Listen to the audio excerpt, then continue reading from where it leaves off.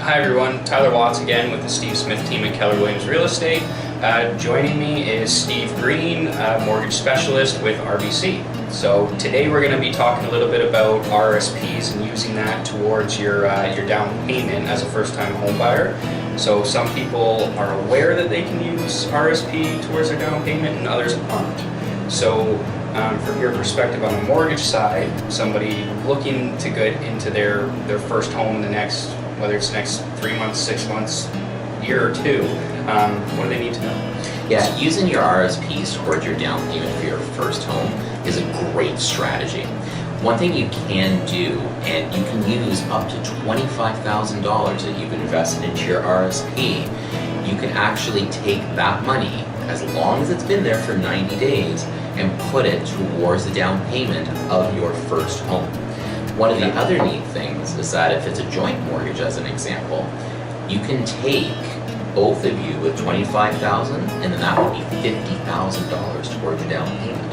And of course, with RSPs, it does reduce your taxable income, so that would generate a tax return at the end of the year. Okay, so on the other side of that, when people do hear about taking money out of their RSPs, they usually hear about people paying more in tax or getting these high penalties for doing so.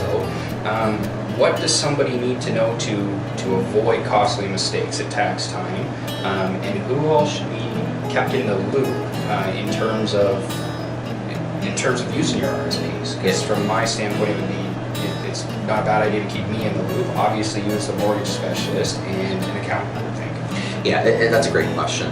We get that question a lot, actually. So if you are using it towards your first-time home buyer credit, you don't have to talk necessarily to your accountant because it is a very straightforward transaction. There are no penalties to withdraw your RSPs towards the down payment of your first home. So that's a really important point, and that's why people do it quite often, because not only do you get that tax return at the end of the year, but you can withdraw from your RSPs without any deductions. You do have to pay that amount back within 15 years.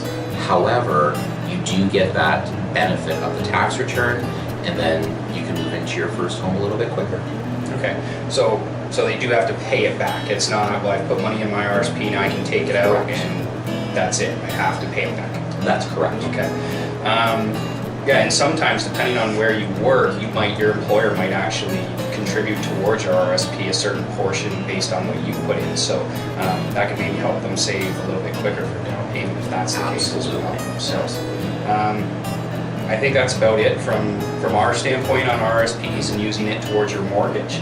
Is there anything that you want to add, or?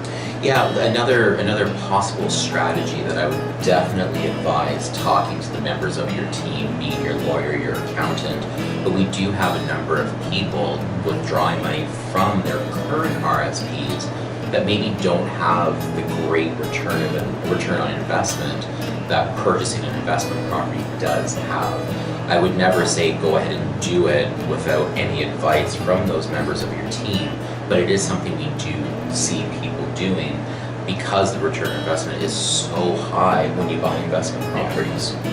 So, okay. Well, thanks Steve again for helping us out with this video, and hopefully you guys learned something new again today. So, thank you. Thank you.